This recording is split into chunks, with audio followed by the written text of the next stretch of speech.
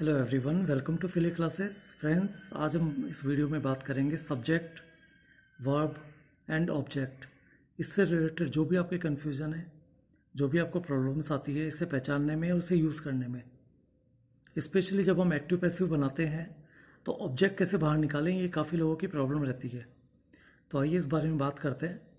हमें कुछ बातें पता है, कुछ बातें नई है जो हम इस वीडियो में सीखेंगे। तो वीडियो के लास्ट तक बने रहिए। आइए बात करते हैं सबसे पहले सब्जेक्ट की। एक सेंटेंस में सब्जेक्ट क्या होता है, एक तो हमें पहले से पता है, सिखाया है, काफ़ी टाइम हमें पढ़ भी रखा है। ये सब्जेक्ट होता है काम को करने वाला, कर्ता। जो सेंटेंस में काम को कर रहा है उसे हम कर्ता या सब्जेक्ट कहते हैं।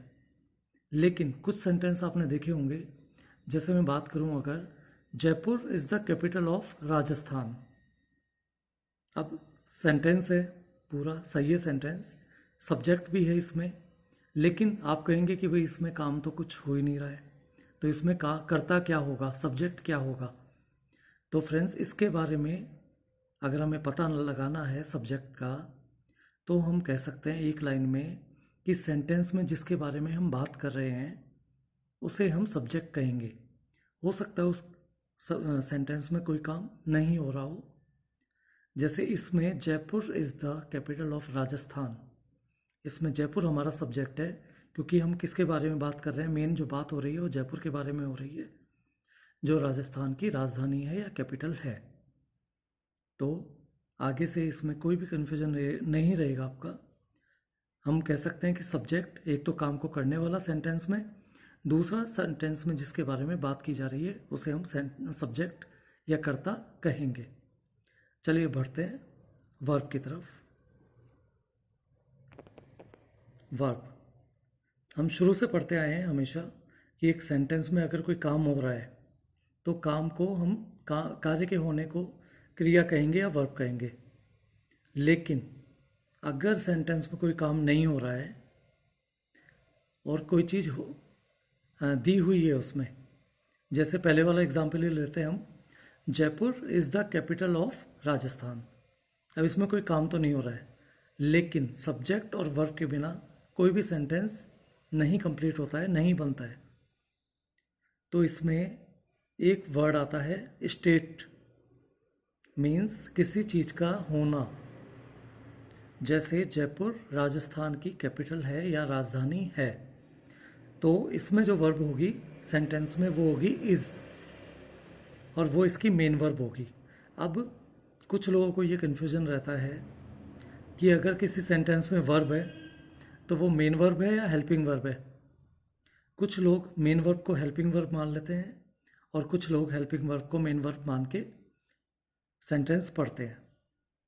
मैं आपको क्लियर कर देना चाहता हूँ, अगर किसी सेंटेंस में ओनली ए सिंगल वर्ब है, एक ही क्रिया है, तो वह हमेशा मेन वर्ब होगी।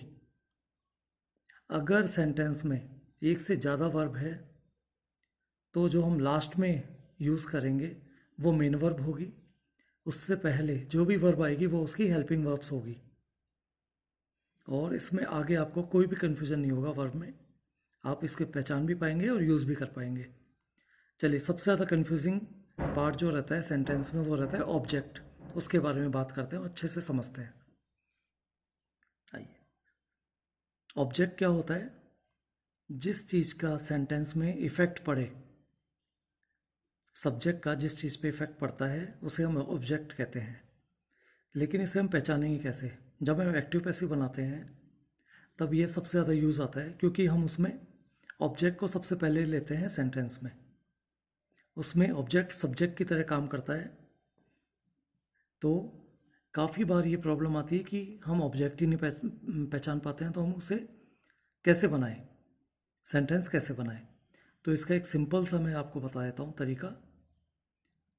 When we ask question of what or whom, the answer will be object. जब हम सेंटेंस में वर्ब से कोई क्वेश्चन करते हैं, what और whom, क्या या किसे का, तो जो हमें आंसर मिलता है उसे हम ऑब्जेक्ट कहेंगे। अभी सुनने में थोड़ा सा डिफिकल्ट लग रहा होगा आपको, लेकिन अगर ये आपने समझ लिया तो आपको कभी भी ऑब्जेक्ट पहचानने में दिक्कत नहीं आएगी। चलिए इससे पहले एक मैं चीज़ और बता दूं आपको। विदाउट ऑब्जेक्ट हम सेंटेंस बना सकते हैं, फॉर्म कर सकते हैं, लेकिन एक सेंटेंस बनाने में हमें सब्जेक्ट और वर्ब कंपलसरी चाहिए। इसके बिना हम कोई भी सेंटेंस नहीं बना पाएंगे। तो चलिए एग्जाम्पल से समझते हैं कि हम इसमें सब्जेक्ट, वर्ब एंड ऑब्जेक्ट कैसे पहचान सकते हैं किसी सेंटेंस में। ये एग्जाम्पल लेते हैं एक हम। They play basketball in play ground. अब इसमें तो हमें क्लियर है, नॉर्मल पढ़ते आ रहे हैं अपन। दे, जिसके बारे में बात हो रही है, काम को करने वाला, तो दे है सब्जेक्ट। प्ले, प्ले है वर्ब, खेलते हैं, ये हो गए वर्ब। अब वर्ब से हम क्वेश्चन करते हैं व्हाट और whom। या तो एक का आंसर मिलेगा या दो का आंसर मिलेगा हमें। तो चलिए प्ले, क्या खेलते हैं या किसे खेलते हैं। क्या खेलते हैं, क्या आंसर मिला हमें, बास्केटबॉल खेलते हैं, तो ये हमारा हो गया ऑब्जेक्ट। इस तरह से हम पहचान सकते हैं। एक सेंटेंस में एक से ज़्यादा ऑब्जेक्ट भी हो सकते हैं, एक से ज़्यादा वर्ब भी हो सकती है, एक से ज़्यादा सब्जेक्ट भी हो सकता है। चलिए दूसरा और एग्जांपल देख लेते हैं, उससे आपको पूरी तरह क्लियर हो जाएगा ये। आगे मेरे हिसाब से तो कोई डाउट आना नहीं चाहिए। और कोई क्वेरीज हो तो आप कमेंट बॉक्स में कमेंट कर सकते हैं। ये देखिए सेकंड, ये हमने ऊपर वाला जो एग्जांपल लिया था वो एक्शन का था। ये एक स्टेट का एग्जांपल है जो मैंने आपको बताया था वर्ब में। Chandigarh is the capital of Punjab. अब इसमें कोई काम नहीं हो रहा है सेंटेंस में, तो देखिए कि ये कैसे बनेगा, कैसे हम इसमें पहचानेंगे। अब इसमें किसके बारे में बात हो रही है, चंडीगढ़ के बारे में बात हो रही है, जो पंजाब की राजधानी है, कैपिटल है। तो चंडीगढ़ हमारा होगा सब्जेक्ट। अब इसमें कोई एक्शन वर्ड तो है नहीं, तो हम स्टेट देखेंगे कि चंडीगढ़ पंजाब की क्या है, तो हमें आंसर मिलता है वर्ब, कैपिटल है। तो ये जो इज होगी ये होगी वर्ब, और हम वर्ब से क्वेश्चन करेंगे व्हाट और whom का। जो भी हमें आंसर मिलेगा वो होगा इसका ऑब्जेक्ट। तो इज यानी है, तो क्या है या किसे है, तो किसे का तो हमें आंसर नहीं मिल रहा, क्या है, कैपिटल है, तो कैपिटल हो जाएगा हमारा ऑब्जेक्ट। तो इस तरह से हम सेंटेंस में सब्जेक्ट, वर्ब, ऑब्जेक्ट पहचान सकते हैं और आसानी से सेंटेंस बना भी सकते हैं, और स्पॉटिंग एरर्स वगैरह के क्वेश्चन काफ़ी आसानी से निकाल सकते हैं, जो बैंकिंग और एसएससी में काफ़ी पूछे जाते हैं। तो thank you so much for your support. मिलते हैं अगले वीडियो में, बाय।